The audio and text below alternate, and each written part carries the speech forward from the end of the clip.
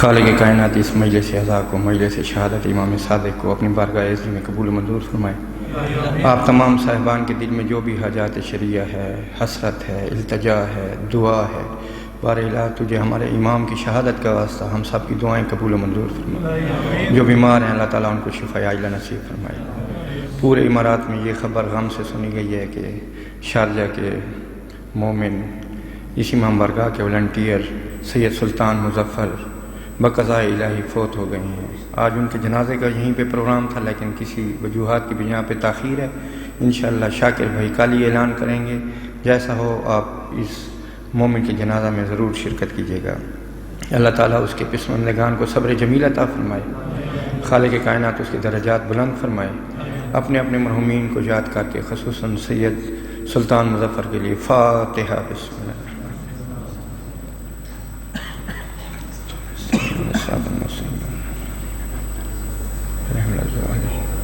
اپنی دعائیں حسرتیں دل میں رکھ کر بیٹھیں۔ خالق کائنات ہم سب کی دعائیں قبول کرے۔ توسل کرتے ہیں اہل بیت نبوت سے۔ اللہم انی اسألک موجبات رحمتک وعزائم مغفرتک ونجات من النار ومن کل بلیہ والفوز بالجنت ورضوان فی دار السلام وجوار نبی کا محمد علیہ وآلہ السلام۔ اللہم ما بنا من نعمت فمنک لا الہ الا انت استغفرک واتوب الیک یا ارحم الراحمین بحق محمد وآل بیتہ الطیبین الطاہرین صلوات صلی اللہ محمد وآل محمد۔ بسم اللہ الرحمن الرحیم۔ الحمدللہ الذی خلق الخلائق ارضیۃ والسماویہ والصلاة والسلام علی صاحب الدعوة النبویہ وصولة الحیدریہ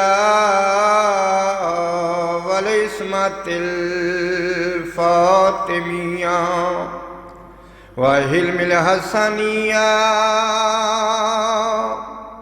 وشجاعت الحسینیہ وعبادت العابدیہ ومعاصر الباقریہ وآثار الجعفریہ وعلوم الکاظمیہ وسیادت الرضویہ ونجابت التقویہ وشرافت النقویہ والہیبت العسکریہ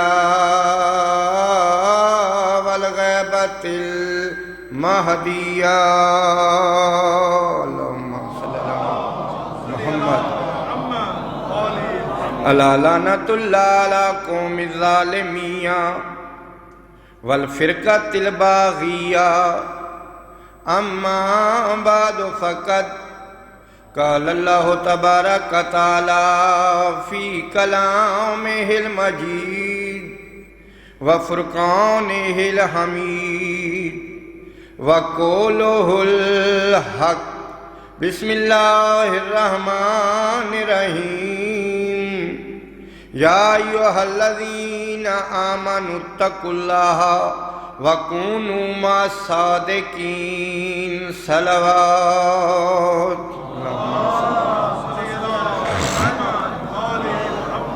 خالق کائنات اس مجلس شہادت امام صادق کو اپنی بارگاہ عزت میں قبول و منظور فرمائے۔ بار الہ جو بھی چل کے اس عزائے امام صادق میں شریک ہو رہا ہے، جو حاضر ہے یا غیر حاضر ہے، بار الہ اس کے دل میں جو بھی حاجات شریعہ ہے تو دعائیں سننے والا ہے اور جلد قبول کرنے والا ہے۔ بار الہ مومنین کی دعاؤں کو قبول و منظور فرما۔ تمام مومنین کو سایہ امام زمانہ کے سائے تلے رکھنا بار الہ۔ سورہ توبہ 9واں پارہ 119 نمبر کی آیت۔ بسم اللہ الرحمن الرحیم۔ یا ایھا الذین آمنوا اتقوا اللہ وکونوا مع الصادقین۔ اے صاحبان ایمان، اے ایمان والو، تقوی الہی اختیار کرو اور کونو مع الصادقین، سچوں کے ساتھ ہو جاؤ۔ ہے نا توجہ؟ آج مختصر سی مجلس عزا ہے، انشاءاللہ بعد میں ماتمی پرسہ بھی ہے۔ سورہ توبہ 9واں پارہ 119 نمبر کی آیا۔ واضح اعلان پروردگار ہے، اعلان بھی ہے اور حکم پروردگار بھی ہے۔ یہ آیا ہر دور کے لیے ہے، زمان و زمن کی قید سے آزاد ہے۔ حکم پروردگار ابدی ہوتا ہے۔ لا مبدل کلمات اللہ، خالق کائنات کے کلمات تبدیل نہیں ہوا کرتے۔ صاحبان علم و دانش بیٹھے ہو، چاہتا تھا کہ اپنے اس امام کی سیرت ایک نئے رنگ عنوان سے پیش کر کے مومنین شارجہ سے اپنے لیے دعا طلب کرو۔ توجہ کا طالب ہوں۔ ہر زمانے کے لیے اس آیا کا حکم ہے، اعلان پروردگار ہے، کوئی تبدیلی نہیں ہے۔ ماضی میں بھی تھا حکم، حال میں بھی ہے اور تا شام قیامت یہ حکم رہے گا۔ کون سا حکم؟ اے ایمان والو، تقوی الہی اختیار کرو۔ یا ایھا الذین آمنوا اتقوا اللہ، تقوی الہی اختیار کرو۔ یہاں پہ ایک ترجمہ اور بھی کیا جاتا ہے تقوی الہی کا، اے ایمان والے اللہ سے ڈرو۔ بس ایک نقطہ توجہ کا طالب ہوں، اے ایمان والو اللہ سے ڈرو اور سچوں کے ساتھ ہو جاؤ۔ ٹھیک ہے ترجمہ، لیکن اللہ سے ڈرنا یہ کیسا ڈر ہے؟ یہ کوئی دنیاوی ڈر نہیں ہے۔ دنیاوی ڈر انسان کو جس شے سے لگتا ہے، انسان کوشش کرتا ہے کہ اس شے سے دور دور ہو جائے۔ توجہ کا طالب ہوں، اللہ سے ڈرنا کوئی ایسا خوف، یہ دنیاوی خوف یا ڈرنا نہیں ہے، بلکہ وہ تو کریم رب ہے، وہ تو شہرک کے بھی قریب ہے۔ یہ ڈرنا اللہ سے ایسا ہے کہ جوں جوں یہ ڈر انسان کے دل میں بڑھتا ہے، اتنا اتنا انسان اپنے رب کے قریب ہو جاتا ہے۔ یہ دنیاوی ڈر نہیں ہے۔ دنیاوی ڈر جس شے سے لگتا ہے انسان دور رکھتا ہے، آگ سے ڈرتا ہے، پانی سے ڈرتا ہے، بڑی چیزیں ہیں، انسان کوشش کرتا ہے اس سے دور رہے۔ لیکن اللہ کا خوف، اللہ کا ڈر ایسا نہیں ہے۔ معاذ اللہ، کوئی اللہ ڈرنے والی چیز نہیں ہے۔ جتنا خوف الہی آپ کے دل میں اللہ کا بڑھے گا نا، اتنا بندہ اپنے کریم رب کے زیادہ قریب ہو جاتا ہے، ہر قسم کی معصیت سے دور ہو جاتا ہے۔ یا ایھا الذین آمنوا اتقوا اللہ، اے ایمان والے اللہ سے ڈرو، تقوی الہی اختیار کرو اور سچوں کے ساتھ ہو جاؤ۔ اب صادقین کی تلاش کرنی ہے، سچوں کی تلاش کرنی ہے۔ قرآن کی آیات دیکھیں، احادیث دیکھیں، روایات دیکھیں، تاریخ دیکھیں، آپ کو سچے بھی ملیں گے، آپ کو جھوٹے بھی ملیں گے۔ یہ میرا موضوع نہیں ہے۔ کاذبین کا بھی ذکر آتا ہے، صادقین کا بھی ذکر آتا ہے، یہ میرا موضوع نہیں ہے۔ میرا موضوع صادقین ہے، سچوں کے ساتھ ہو جاؤ۔ کون سچے ہیں؟ ہر آدمی انسان اٹھ کے کہے گا، ماضی والے بھی کہیں گے ہم سچے، حال والے کہیں گے ہم سچے، مستقبل میں آنے والے کہیں گے ہم سچے۔ ہاں آپ سچے مانا تسلیم کیا، لیکن صادقین کے زمرے میں آپ نہیں آ سکتے۔ توجہ کا طالب ہوں، جو بھی انسان سچ بولے صادقین ہو جائے گا؟ نہیں۔ توجہ کا طالب ہوں، صاحبان علم و دانش تشریف فرما ہے۔ سچ تو ہم بھی بولتے ہیں، سب سے بڑا سچ ہم جب گواہی دیتے ہیں، اشہد ان لا الہ الا اللہ وحدہ لا شریک لہ واشہد ان محمدا عبدہ ورسولہ، سچی بات ہے، سچی گواہی ہے نا؟ تو کیا ہم صادقین ہو گئے؟ ہم سچ بولا ہے، کلمہ شہادتین پڑھا ہے، کیا ہم سچے ہو گئے؟ بے شک ہم سچے ہیں، لیکن صادقین کے زمرے میں پھر بھی نہیں آئیں گے۔ تو پھر تلاش کریں کہ صادقین کون ہوں گے۔ او بابا، جس نے زندگی میں ایک بار سچ بولا، کیا وہ صادقین ہوگا؟ نہیں، وہ صادقین نہیں ہوگا۔ اچھا، ہمیشہ سچ بولتا ہے، کیا وہ صادقین ہوگا؟ نہیں، وہ صادقین بھی نہیں ہوگا، کیونکہ ہمارا سچ بولنا جزوی سچ ہے۔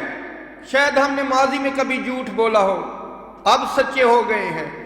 اگر اب سچے ہیں، شاید مستقبل میں ہم جھوٹ بولیں کسی مجبوری کے تحت، تو ہم صادقین کے زمرے میں داخل نہیں ہو سکتے۔ صادقین کے زمرے میں وہ داخل ہو سکتے ہیں جن کی خلقت وجود حق نے صدق اور سچ پہ کی ہو۔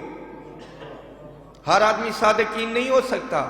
کوئی اٹھ کے کہے میں بڑا نیک پارسا ہوں، میں نے تو کبھی جھوٹ بولا نہیں ہے، نہیں، یہ جزوی سچا ہوگا۔ صادقین وہ سچے ہیں جو کلی طور پہ صدق پہ جن کی خلقت ہوئی ہو، جھوٹ کبھی ان کی زبان پہ آیا نہ ہو، وہ صادقین ہوں گے۔ وہ صادقین جو معصومین، معصوم عن الخطا ہوں گے، ان سے غلطی خطا کی گنجائش ہی نہیں ہے، بلکہ وہ صادق ہوں گے، صدیق نہیں ہوں گے بلکہ صادق ہوں گے۔ کیا فرق ہے؟ یعنی زبان طاہر ہمیشہ سچ بولے گی، ان کی زبان پہ سچ آئے گا۔ اگر واقعہ ہوا ہو اور منو ان اس کی گواہی دے دی جائے تو ایسا آدمی صدیق ہوتا ہے۔ کیا معنی فرق صدیق اور صادق کا؟ ایک واقعہ رونما ہوا، میں نے آنکھوں سے دیکھا، منو ان اس واقعے کو بیان کر دیا، گواہ بن گیا، شاہد بن گیا۔ اب صادق وہ ہوتا ہے جو زبان عالی سے، زبان مطہر سے فرما دے، وہ خالق کائنات، وہ وجود حق سچ کر کے دکھاتا ہے۔ یہ فرق ہے صدیقین اور صادقین کا۔ صادقین کون؟ 1,24,000 پیغمبر خدا کے صادقین سچے تھے، پیغام سچ پہنچانے آئے تھے۔ 1,24,000 انبیاء، مرسلین، اوصیاء، ان کے جانشین سچے، ہادیان خدا، نمائندگان خدا، اہل بیت نبوت صادقین، ائمۃ الہدا صادقین سچے ہیں۔ لسان صدق تھی، وہ سچا جس نے دعوت ذوالعشیرہ میں وعدہ کیا تھا، یا رسول اللہ نہ حاضر، لبیک یا رسول اللہ، میں آپ کی مددگار ہوں، میں ہمیشہ آپ کی نصرت کروں گا، پیغام حق پہنچاؤں گا۔ یہ صادقین، یعنی جس طرح آیت کا حکم ہر دور ہر زمانے کے لیے ہے، تو اب ضرورت اس امر کی ہے نا، منشاء توحید بھی یہی ہے کہ ہر دور میں ایک صادق کے وجود کا ہونا لازمی و ضروری ہے۔ اور الحمدللہ ہم مکتب امامیہ کے ماننے والے ہیں، ہم صادقین کے پیروکار ہیں، ہم سچوں کے ساتھ ہیں، سچوں کا ساتھ دیتے ہیں، ہمیشہ صادقین کے ساتھ رہے ہیں۔ وہ صادقین کے جن کا تعارف توحید نے کرایا، وہ صادقین جن کا تعارف رسول کائنات نے فرمایا، جس کو کفار مکہ بھی صادق و امین کہتے تھے، اس صادق رسول نے اپنی اولاد کا تعارف، نمائندگان خدا کا تعارف، ائمۃ الہدا کا تعارف کرایا۔ کیسے کرایا؟ کہ اولنا محمد وَأَوْسَطُنَا محمد وَآخِرُنَا محمد وَكُلُّنَا محمد۔ یہ سارے صادقین ہیں۔ ہر دور میں وجود صادق ہونا لازم و ضروری ہے، ضروری نہیں ہے۔ توجہ کا طالب ہوں، یہ تمہیدی گفتگو ہے، یہ آپ کی سمجھ میں آ جائے تو پھر سیرت امام صادق کی جانب بڑھتا ہوں۔ صادقین کا ساتھ دینا ہے، اور دنیا نے، تاریخ نے دیکھا ہے، ہم نے ہر صادق کا ساتھ دیا ہے۔ ہر صادق کا، حکومت چاہے کسی اور کے پاس ہو، تخت و تاج کسی اور کے پاس ہو، حکومت کوئی اور کرتا رہے، ہمارا سر علی کے دروازے پہ جھکا ہے، تخت و تاج کسی کے پاس ہو، ہمارا سر حسن مجتبیٰ کے سامنے جھکا ہے، حکومت کوئی اور کرتا جائے، ہم حسین شہید بے ارزن کربلا کا ساتھ دیتے رہے ہیں۔ کیوں؟ حکم پروردگار یہی ہے، یا ایھا الذین آمنوا اتقوا اللہ وکونوا مع الصادقین، اے ایمان والو تقوی الہی اختیار کرو اور صادقین کا ساتھ دو۔ ہے نا توجہ؟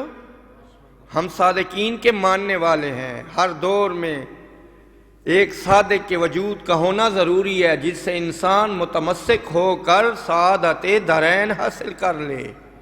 یہ حکم ایسے نہیں ہے، صادقین کا ساتھ دینا حکم پروردگار ہے، منشاء توحید ہے۔ صادق کا جب ہم ساتھ دیں گے، سچوں کے جب ہمراہ ہو جائیں گے، تو ہمیں کیا فائدہ ہے؟ ہمارا فائدہ ہے، ہمیں سعادت دارین مل جائے گی، شفاعت و نجات انہی کے تو فعل ملے گی، دین حق کی تبلیغ انہی کے ذریعے ہمیں ملے گی۔ یہ علوم ربانی کے عالم ہیں۔ آج صادق امام کا ذکر کرنا ہے۔ دنیا ہماری فقہ کو فقہ جعفری کے نام سے جانتی ہے۔ مومنین توجہ کا طالب ہوں، کیوں جانتی ہے؟ ورنہ یہی فقہ ہماری فقہ نبوی ہے، فقہ علوی ہے، فقہ حسنی ہے، فقہ حسینی ہے۔ صاحبان علم و دانش بیٹھے ہیں، یہی فقہ سجادیہ ہے، یہی فقہ باقریہ ہے۔ دنیا پھر کیوں ہمیں فقہ جعفریہ کے نام سے یاد کرتی ہے؟ یہ کرم اہل بیت نبوہ کا ہے، یہ کرم ہمارے صادق امام کا ہے کہ میرے اس امام کو کچھ فرصت کی گھڑیاں میسر آ گئیں۔ تشنگان علوم معرفت کو امام صادق نے اس طرح سیراب کیا ہے کہ دنیا تا شام قیامت ہماری فقہ کو امام صادق کی فقہ سے فقہ جعفری کے نام سے یاد کرے گی۔ اللہ اکبر، العظمت پروردگار۔ ورنہ یہی فقہ دراصل فقہ نبوی ہے۔ دنیا کیوں یاد کرتی ہے ہماری اس فقہ کو؟ کہ ایک ایسا دور تھا، یہ علمی دور تھا، مختلف مذاہب کا ظہور ہو رہا تھا۔ توجہ کا طالب ہوں، کبھی اس زاویے سے امام صادق کی سیرت کو سمجھیں کہ امام کو وہ گھڑیاں میسر آ گئیں۔ یہ وہ وقت تھا جب بنی امیہ کی سلطنت کا سورج غروب ہو رہا تھا، بنو عباسیہ اہل بیت نبوہ کا نام لے کے آ رہے تھے۔ یہ اور بات ہے کہ یہ بنو عباسیہ ظاہراً اہل بیت نبوہ کا نام لے کے آئیں، لیکن اہل بیت نبوہ پہ انہوں نے ظلم و ستم کے پہاڑ توڑے ہیں۔ یہ ایک علیحدہ موضوع ہے۔ بس بنی امیہ اور بنی عباسیہ کی چپکلش تھی۔ میرے اس امام کو تھوڑا سا موقع مل گیا، دنیا پہ علوم اہل بیت کے موتی امام نے نچھاور کیے ہیں۔ کیوں؟ علم رسول کا وارث ہے۔ دنیا آج تک ہمیں مکتب امامیہ سے یاد کرتی ہے۔ امامت کے وصف کو انہوں نے سمجھا نہیں ہے کہ امامت کیا وصف رکھتی ہے اپنے اندر۔ جس طرح نبوت و رسالت کے وصف ہیں، اسی طرح امامت کے وصف ہیں۔ نبی و رسول کا کیا کام ہے؟ پیغام خداوندی پہنچانا۔ نبی نبا سے ہے، خبر دینے والا، آسمانی اخبار پہنچانے والا۔ رسول پیغامبر، اللہ کا پیغام دنیا تک پہنچانے والا۔ یہ نبی و رسول کی آپ ڈیوٹی سن چکے ہیں۔ اور امام کا وصف کیا ہے؟ امام کی کیا ڈیوٹی ہے؟ نبی و رسول کا کام ہے اللہ کا پیغام مخلوق تک پہنچانا، اور ہر وقت کے امام کا یہ فریضہ ہوتا ہے۔ منصب امامت کا تقاضا بھی یہی ہوتا ہے کہ اس پیغام کی حفاظت امام کا ذمہ ہوتی ہے۔ نگہداشت دین کا فریضہ امامت کا منصب ہے۔ دنیا امامت کو سمجھی نہیں ہے کہ امامت ہوتی کیا شے ہے۔ جس طرح نبی و رسول اللہ خود بناتا ہے، خود منتخب کرتا ہے، نبوت من جانب اللہ، رسالت من جانب اللہ، اسی طرح امامت بھی منصوص من اللہ ہے، اللہ کی طرف سے ہے۔ دنیا والوں کو یہ حق نہیں ہے کہ چند افراد آپس میں بیٹھ کر مشورہ کر کے اپنے لیے امام منتخب کریں۔ نہیں بابا، دنیا والوں کو ہم یہی تو سمجھانا چاہتے ہیں، جس طرح خالق کائنات خود نبی منتخب کرتا ہے، خود رسول منتخب کرتا ہے، اسی طرح یہ مخلوق کی ڈیوٹی نہیں ہے، مخلوق کا فریضہ نہیں ہے کہ چند لوگ بیٹھ کے اپنے لیے امام بنائیں۔ نہیں بابا، جس طرح اللہ نبی خود بناتا ہے، جس طرح اللہ رسول خود بناتا ہے، اسی طرح اللہ امام خود منتخب کرتا ہے۔ منصوص من اللہ ہے، یہ اللہ کی جانب سے ہے۔ وہ امام نمائندہ الہی ہوتا ہے اس کائنات پر، نمائندہ الہی ہوتا ہے۔ اسلام اور دین کی نگہداشت کی ذمہ داری امام پہ ہوتی ہے۔ ہر وقت کے امام نے اپنے عہد کی ایک کربلا بپا کی ہے۔ سیرت امام صادق سننے والوں، صاحبان علم و دانش ہو، ایک نئے زاویے سے امام کی سیرت کو دیکھیے۔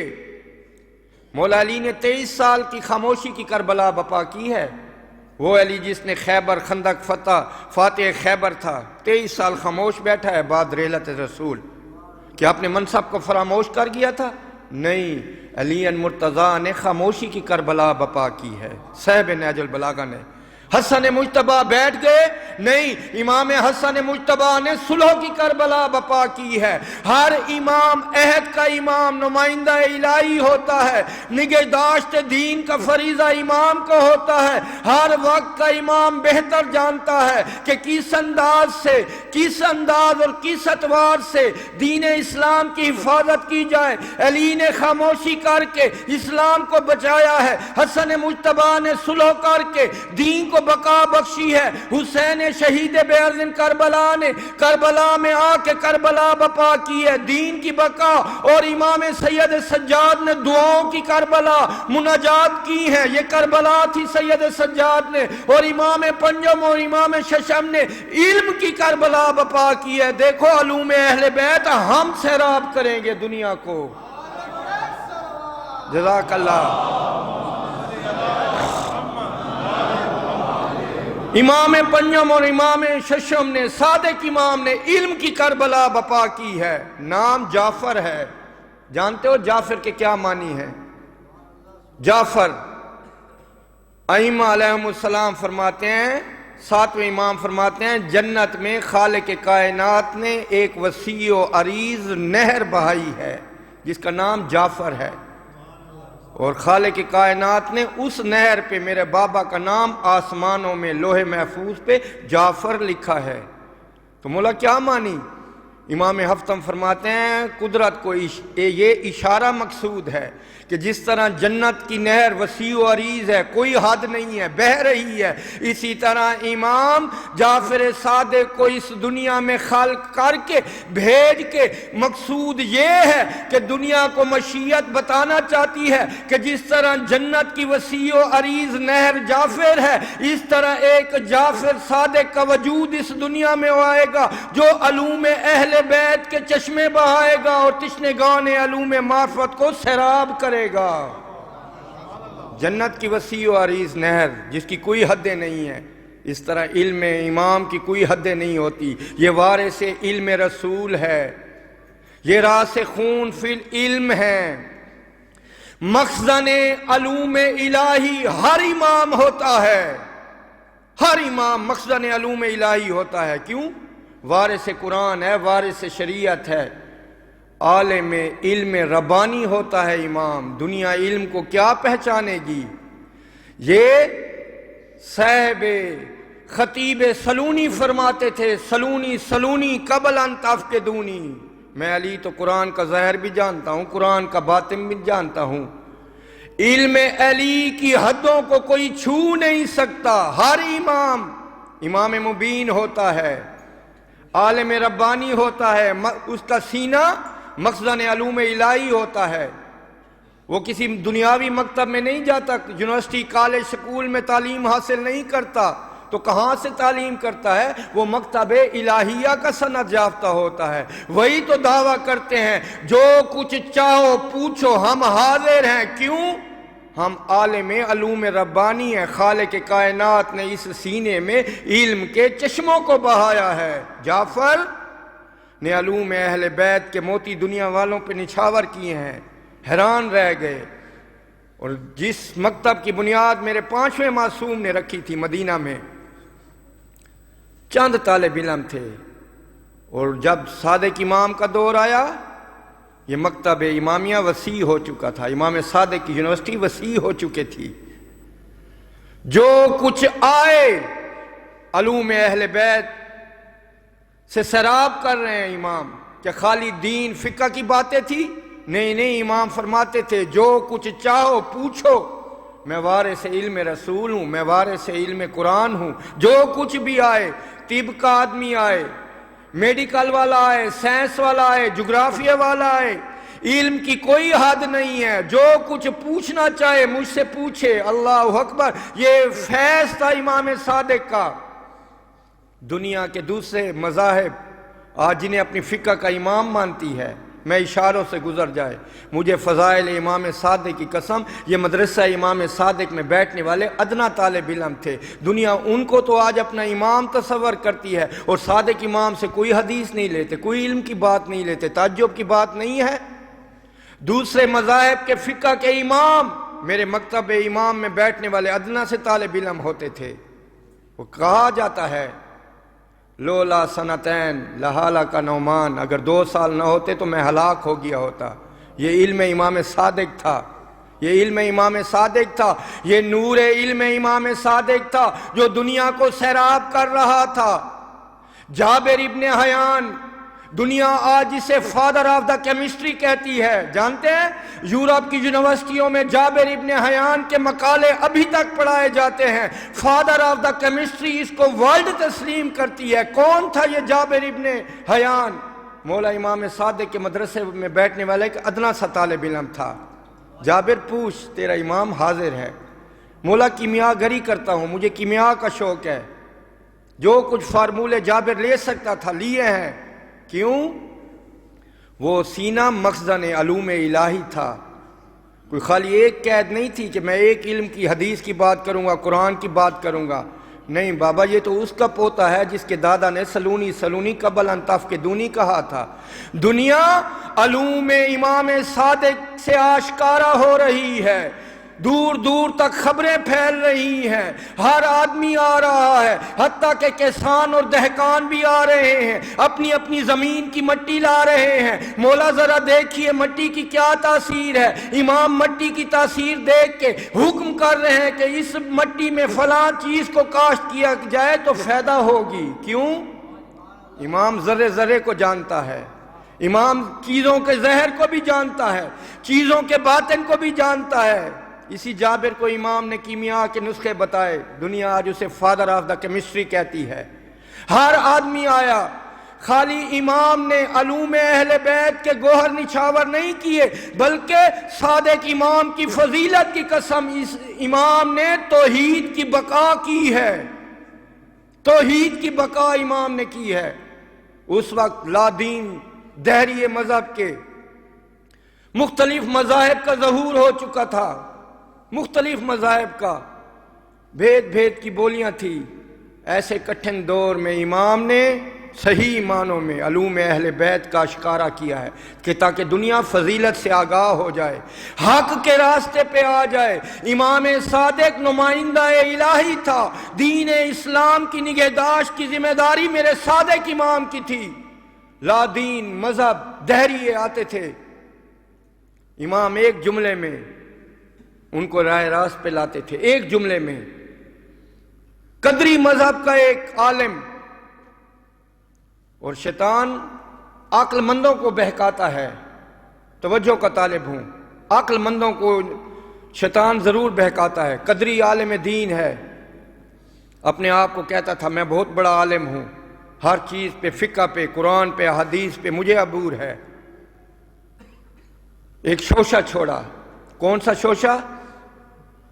قرآن کی آیات سے. بابا وہ قرآن کو کیا سمجھیں؟ قرآن کو تو وہ سمجھیں گے نا جس کے گھر میں نازل ہوا ہے.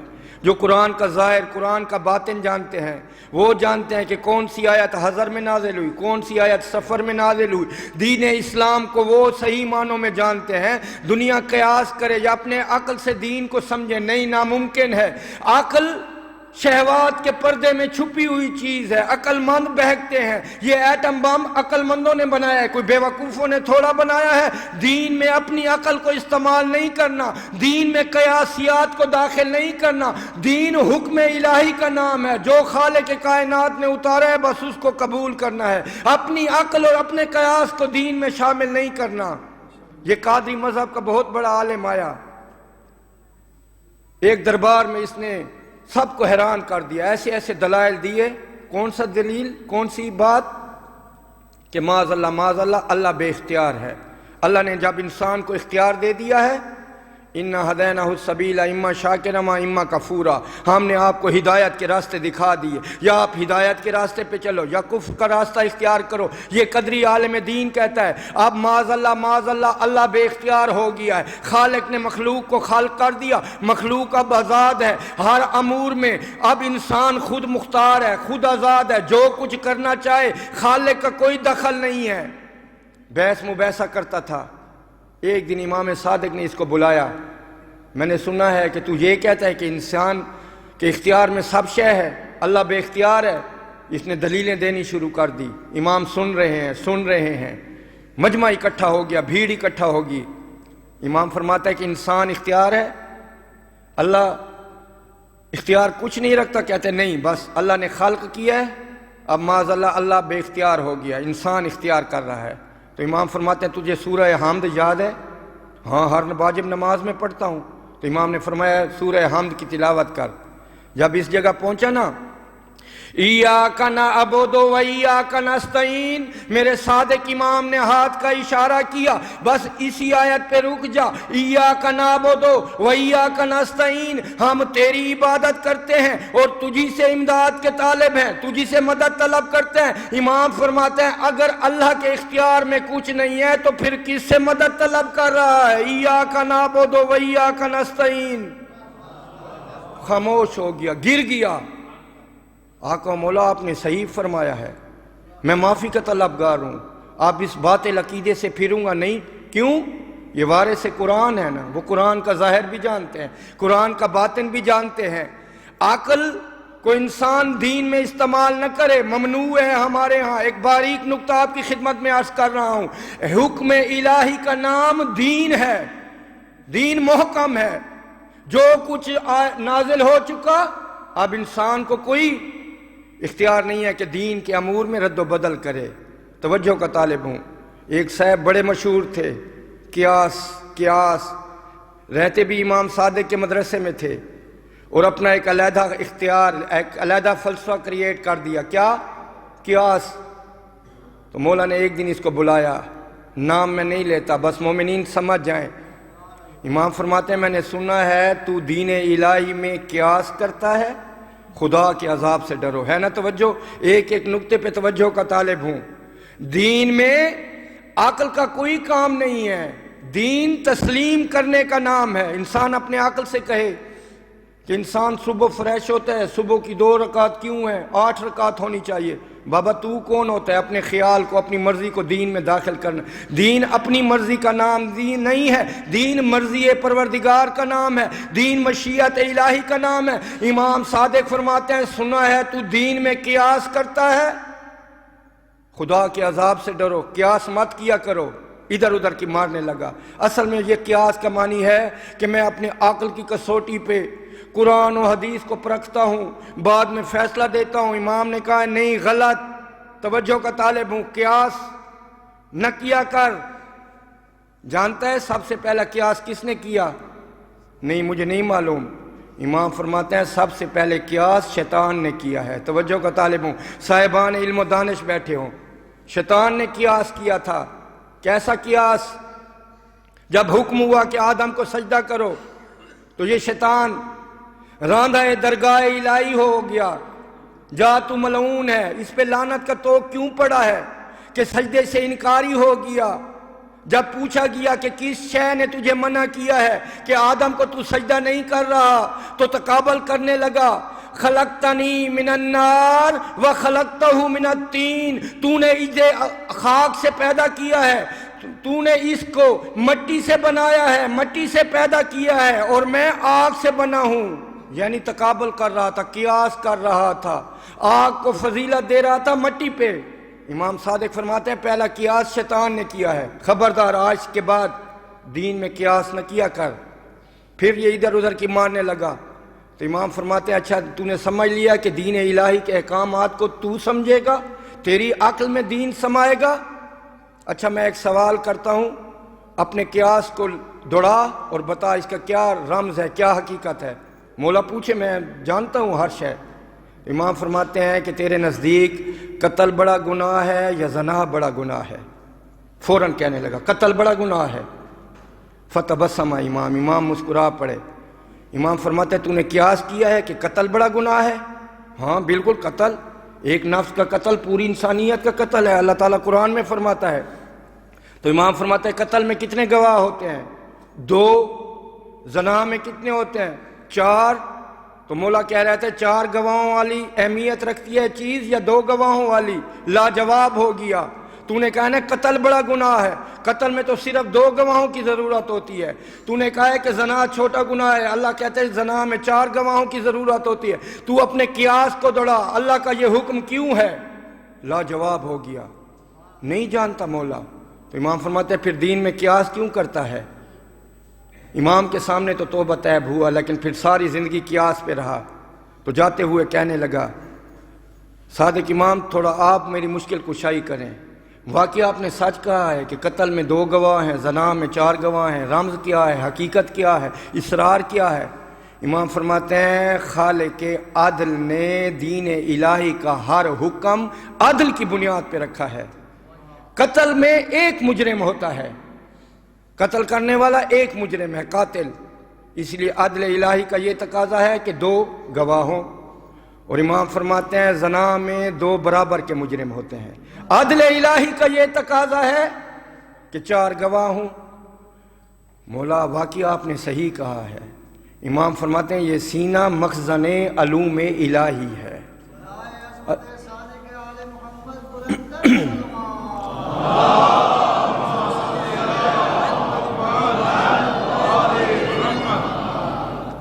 کتنے دہریے والے آئے لادین بے مذہب، امام نے ایک کلمہ حق سے ان کے راست پہ لا دیا ہے۔ اتنی چھوٹی چھوٹی امام نے مثالیں پیش کی کہ وہ مجبور ہو گئے، حقانیت اسلام کو سمجھے ہیں، کیوں نہ سمجھتے؟ یہ صادق ہے، ہر دور میں ایک وجود صادق کا ہونا ضروری و لازم ہے۔ یہ نمائندہ الہی ہوتے ہیں، یہ قرآن کے وارث ہوتے ہیں، یہ دین کے تمام احکامات کے وارث ہوتے ہیں، یہ مخلوق کی ہدایت کرتے ہیں، ان کا ہر قول، ان کا ہر فعل مخلوق کی ہدایت ہوتی ہے۔ علم اہل بیت کے امام نے موتیبہ ہیں، 4,500 تک امام کے مدرسے میں طالب علموں کی تعداد ملتی ہے۔ اور امام نے مومنین کے لیے ہدف علم قرار دیا ہے۔ علم، العلم نور، علم نور ہے، اور جہالت کفر ہے، جہالت تاریکی ہے۔ امام نے مومنین کے لیے ہدف علم قرار دیا ہے۔ مشہور امام کا کلمہ قول آپ سنتے ہیں، شیعتنا کونوا لنا زینا۔ امام نے علم پہ بہت زور دیا ہے۔ امام اپنے فقہا مختلف علاقوں میں بھیجتے تھے، امام دین کے مسائل کی نشست لگاتے تھے، آؤ پوچھو۔ ایک عورت آئی امام کی خدمت میں، محبہ، برقع شریعت پہن کر حجاب میں، بزم امام میں آئی، مولا آپ سے ایک شریعت کا مسئلہ دریافت کرنا چاہتی ہوں۔ امام خوش ہو گئے، دعا دی اس کو، عزت و احترام سے اس کو بٹھایا۔ اب محبہ عورت، مولا آپ سے ایک مسئلہ پوچھنے آئی ہوں۔ امام فرماتے ہیں پوچھ۔ مولا کیا شراب پینا جائز ہے؟ امام فرماتے ہیں نہیں، حرام ہے، مطلقاً حرام ہے شراب۔ مولا ایک حکیم نے مجھے نسخہ تجویز کیا ہے کہ مجھے ایک مرض لاحق ہو گیا ہے، دنیا جہاں کے حکیموں سے طبیبوں سے علاج کرائے ہیں، اب فاقہ نہیں ہو رہا۔ ایک عیسائی طبیب کے پاس گئی ہوں، اس نے کہا اگر شراب کے چند گھونٹ پی تیری بیماری کا یہ علاج ہے، شفا یاب ہو جائے گی۔ آج کا دور کا کوئی مومن متقی ہوتا، ڈاکٹر نے حکم دیا ہے، فتویٰ ہے کہ اگر حکیم کو نسخہ دے تو استعمال کر دیا جائے۔ کیا کہنا اس محبہ عورت کے یقین اور عقیدے پر؟ تو امام سے مسئلہ پوچھنے آئی کہ شراب کے چند گھونٹ پی لوں؟ امام نے یہ جواب بعد میں دیا، پہلے اس سے پوچھا ہے کہ تو نے پی ہے شراب؟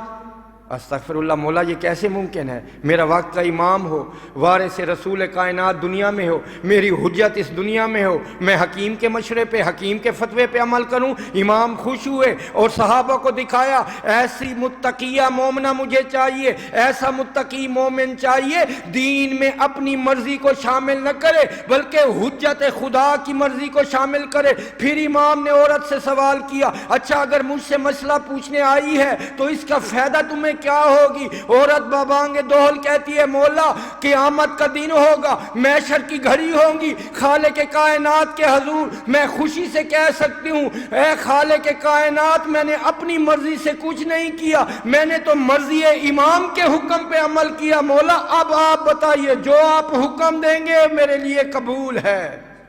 امام فرماتے ہیں اللہ نے کسی حرام شے میں شفا نہیں رکھی، جا تجھے صادق امام دعا دیتا ہے تو شفا یاب ہو جائے گی. حرام شے اور اللہ نے شفا ممکن نہیں ہے. تو یہ کیا معنی ہے؟ اعتقاد اور یقین کا معنی ہے. دنیا کو علوم اہل بیت کے موتی نشاور کر رہے ہیں. خلق رسول کے وارث، اخلاق بہت زیادہ، دامن وقت میں گنجائش نہیں ہے. جتنی عزت زیادہ تھی اتنی قربانی اور مصیبت بھی زیادہ تھی. کیا قصور تھا اہل بیت نبوہ کا؟ آج بھی جنت البقیع میں جس طرح سیدہ کی قبر ویران ہے، صادق امام کی قبر بھی ویران ہے. منصور دوانکی نے زہر دیا، ایسا شقی بدبخت. عرب کی قدیم کتابوں میں جس کی روایت ملتی ہے کہ اتنا ظالم تھا، ہم کہتے ہیں نا فلاں شخص اس کے ہاتھ خون سے بھرے ہوئے ہیں. یہ منصور دوانکی کی متعلق تاریخ میں ملتا ہے کہ ایسا بدبخت تھا، کونیوں تک ہاتھ خون سادات سے بھرے ہوئے تھے. تہ خانوں میں زندہ سادات کو چنوا دیتا تھا، سادات کے خون سے گارا بناتا تھا. ظلم کی اور اس دور میں، سخت دور میں، امام صادق نے عہد گزارا ہے. پابندیاں، مشکلات، نظر بندیاں. اللہ اکبر. زہر دی ہے اور ایک دفعہ امام صادق کے گھر کو آگ لگانے کی کوشش بھی کی ہے. کتنا مظلوم امام ہے. یہ کوئی آگ پہلی دفعہ سادات کے گھر میں نہیں لگا رہی. مجھے تو سیدہ کا جلتا ہوا دروازہ نظر آ رہا ہے، صادق امام کا جلتا ہوا گھر نظر آ رہا ہے اور جلتے ہوئے خیمے نظر آ رہے ہیں. اللہ اکبر. زہر مل چکی ہے، نحیف ہو گئے امام، کروٹ بدل رہے ہیں. امام کاظم کو بلایا ہے، وصیتیں کی ہیں، اسرار امامت سپرد کیا ہے.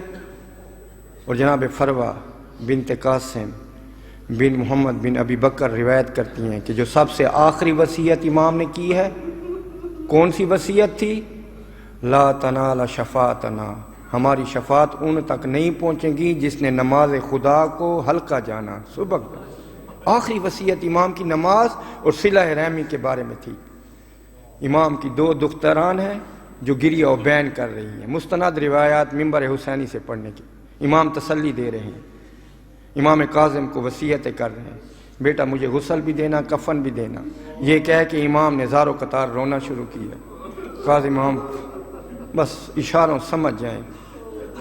میں کہتا ہوں ہاتھ باندھ کے، مولا آپ خوش قسمت ہیں، نوجوان بیٹا بھی سرہانے، غسل بھی دے گا، کفن بھی دے گا. جنت البقیع دادی زہرا، قربان نہ جاؤں ان کے دکھوں پہ. 3 دن جس کا کربلا کی گرم دھوپ میں لاشا پڑا رہا، واہ غربت واہ حسرت. سجاد امام جب مقتل سے گزرے ہیں نا، موت کی زردی امام سجاد کے چہرے پہ. جناب زینب نے حوصلہ تسلی دی ہے، بیٹا کیا دکھ ہے؟ اماں اس سے بڑھ کے کوئی اور دکھ ہوگا؟